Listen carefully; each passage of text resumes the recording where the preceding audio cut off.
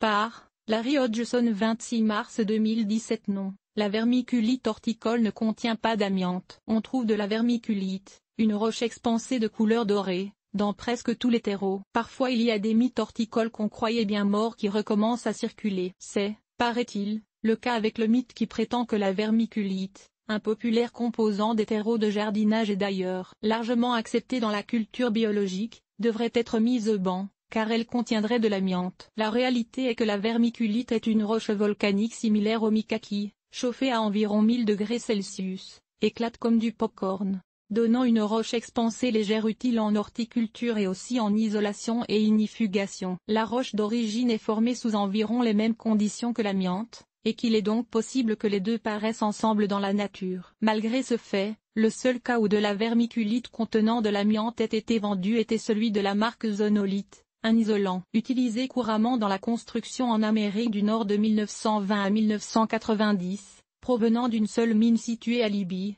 Montana. Elle a aussi été utilisée en horticulture en Amérique du Nord à cette même période. Notez que la vermiculite contaminée à l'amiante n'a jamais été distribuée sur les autres continents, donc mes lecteurs européens, et vous êtes très nombreux, peuvent dormir tranquilles. Suite à la découverte de la contamination de la vermiculite zonolite aux fibres d'amiante, la mine Libby a été fermée en 1990. D'ailleurs, peu de ce produit a été distribué après 1980, et les mines de vermiculite partout à travers le monde sont maintenant vérifiées périodiquement pour confirmer l'absence d'amiante. Donc, aujourd'hui, et depuis longtemps, les terreaux contenant de la vermiculite horticole ne sont pas contaminés à l'amiante, à moins qu'il vous reste des sacs de terreau qui datent d'avant 1990, et qu'ils contiennent de la vermiculite provenant de Libye, Montana, ce qui est fort peu probable. Et la perlite?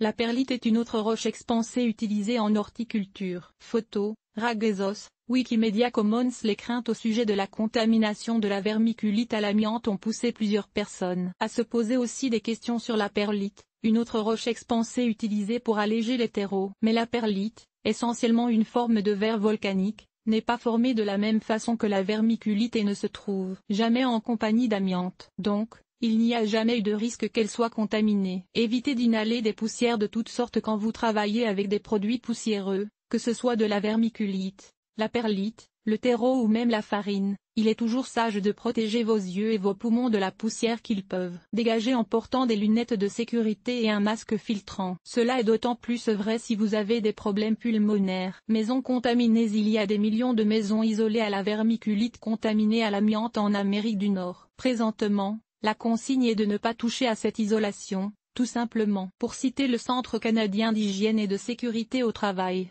CCHST, tant que ce type d'isolant de vermiculite demeure bien en place derrière des murs intacts ou dans les greniers et n'est pas aéroporté, il ne devrait pas y avoir lieu de s'inquiéter. Par contre, si vous devez manipuler de la vermiculite contaminée, lors de travaux de rénovation, par exemple, il faudrait engager un professionnel qualifié et accrédité dans la manipulation de l'amiante pour le faire. Évidemment, cet aspect dépasse complètement mes connaissances. Je connais l'horticulture, pas la construction. Si vous doutez que votre maison soit isolée avec de la vermiculite contaminée, encore, cela est seulement possible en Amérique du Nord. Je vous suggère de contacter le CCHST si vous résidez au Canada ou l'instance gouvernementale qui gère la construction de votre pays pour en avoir le cœur net.